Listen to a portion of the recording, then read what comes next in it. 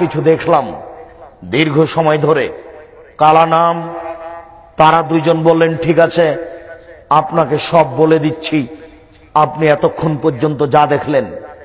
অমর রাজুল ইসাক্য সিদ্ধহু, ওই যে আপনি প্রথমে দেখলেন যে লোকটার মুখের ডান দিক বাম দিককে লোহার বাঁকা লাঠি দিয়ে চিরে দেওয়া হচ্ছিল, ফেড়ে ফেলা হচ্ছিল, রাজুলুন কাদ্দাব, সে হলো মিথ্যুক, মিথ্যে কথা বলতো।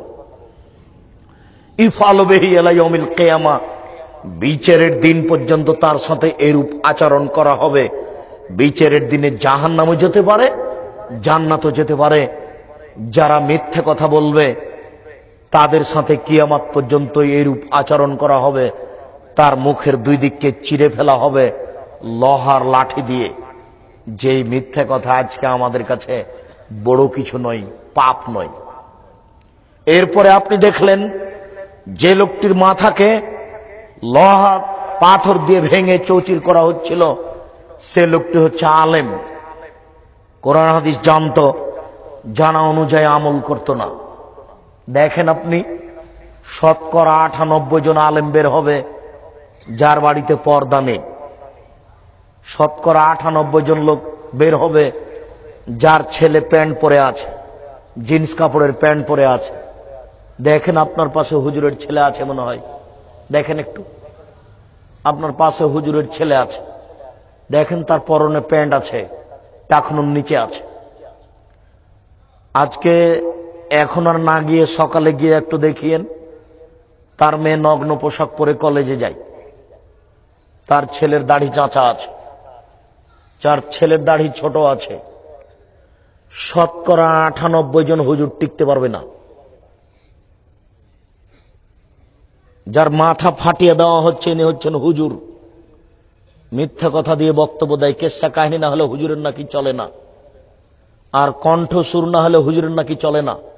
জি না, কণ্ঠসুর দিয়ে বক্তব্য চলে না। বক্তব্যের একটা সুন্নাত আছে, এ যা খাতাবা, যখন আল্লাহ রাসূল বক্তব্য দিতেন, অহমারা তাই না হু, তার দুই চোখ লাল হয়ে যেত, ওয়াস্তাদা গাজাবুহু, তার রাগ বেশি হয়ে যেত, ওয়ালা সাউতুহু, তার কণ্ঠ উঁচু হয়ে যেত, কান্নাহু মুনজিরু জাইস, যেন তিনি সৈন্য দলকে ধমক দেখাচ্ছেন, এই করতে হবে সেই করতে হবে। এই ছিল তার বক্তব্যের গতি।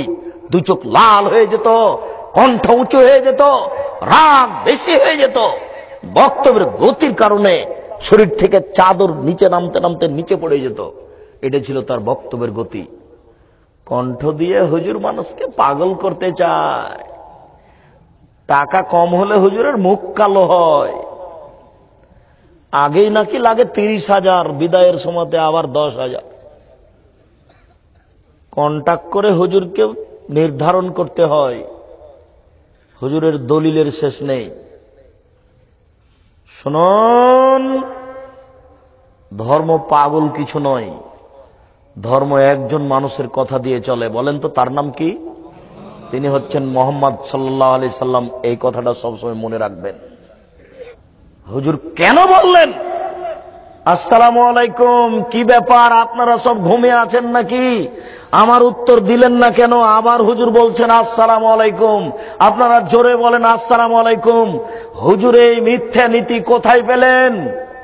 হুজুর আসসালামু আলাইকুম দিয়ে বক্তব্য শুরু করবেন, কে উত্তর দিল না দিল তা দেখার বিষয় নয়। হুজুর বক্তৃতার নামে ধর্ম বিকৃত করতে এসেছেন, হুজুরকে আবার পড়াশোনা করতে হবে। শুনুন সম্মানিত দিনী ভাই, আলেম বড় বিপদে, হুজুর বড় বিপদে, হুজুর নিজেই বুঝেন না।